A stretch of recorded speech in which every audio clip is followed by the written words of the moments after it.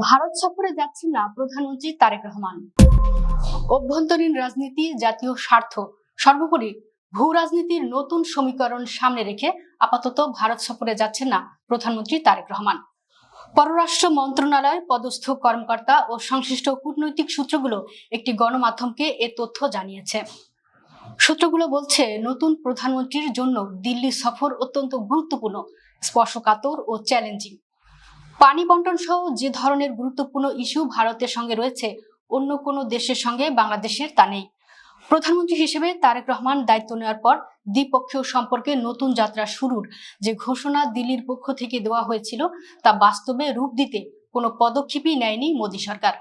আগামী ডিসেম্বরে শেষ হচ্ছে বহুল আলোচিত গঙ্গা পানি বন্টন চুক্তি। নতুন চুক্তি না হওয়া পর্যন্ত বর্তমান চুক্তিটি বহাল রাখতে ঢাকার অনুরোধে এখন পর্যন্ত সাড়া দেয়নি দিল্লি। সরকার প্রধানের সফরের জন্য দুদেশের মধ্যে যে ধরনের আস্থার সম্পর্ক থাকা দরকার, এই মুহূর্তে সেটা একেবারেই অনুপস্থিত।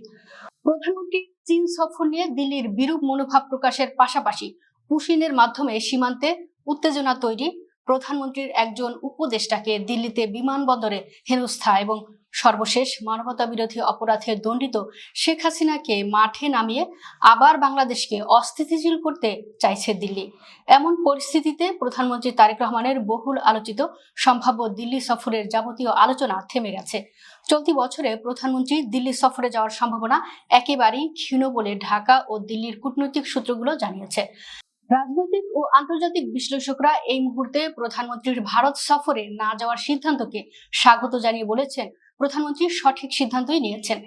ভারতে আসলে আওয়ামী লীগ ও শেখ হাসিনা ছাড়া বাংলাদেশের অন্য কাউকে বিশ্বাস করে না।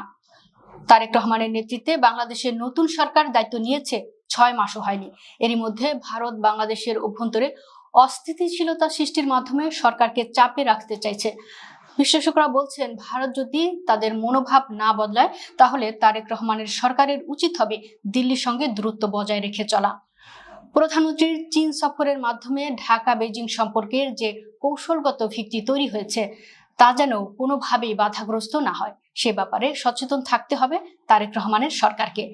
দিল্লি সফরের বিষয়টি দূরে সরিয়ে রেখে প্রধানমন্ত্রী তারেক রহমানের নিউ ইয়র্কে আসন্ন জাতিসংঘের সাধারণ অধিবেশনে যোগদানের পাশাপাশি জাপান ও সৌদি আরব সফর নিয়ে প্রস্তুতির কথা জানিয়ে পররাষ্ট্র মন্ত্রণালয়ের কর্মকর্তারা বলছেন, আগামী সেপ্টেম্বর মাসের শেষের দিকে জাতিসংঘের সাধারণ অধিবেশনে যোগ দিতে নিউ ইয়র্ক যাবেন প্রধানমন্ত্রী।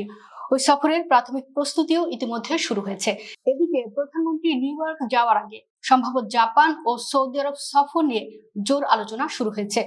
পররাষ্ট্র মন্ত্রণালয়ের সংশ্লিষ্ট কর্মকর্তারা একটি গণমাধ্যমকে জানিয়েছেন, যত দ্রুত সম্ভব প্রধানমন্ত্রীকে টোকিও নিতে চায় জাপান সরকার। আগামী 12ই আগস্ট ঢাকায় বাংলাদেশ জাপান পররাষ্ট্র সচিব পর্যায়ের বৈঠক অনুষ্ঠিত হবে। এতে প্রধানমন্ত্রী তারেক রহমানের সম্ভাব্য জাপান সফরের বিষয়ে বিস্তারিত আলোচনা হওয়ার কথা রয়েছে। এর আগে প্রধানমন্ত্রীকে সৌদি আরব সফরের আমন্ত্রণ জানিয়েছেন দেশটির যুবরাজ ও প্রধানমন্ত্রী মোহাম্মদ বিন সালমান।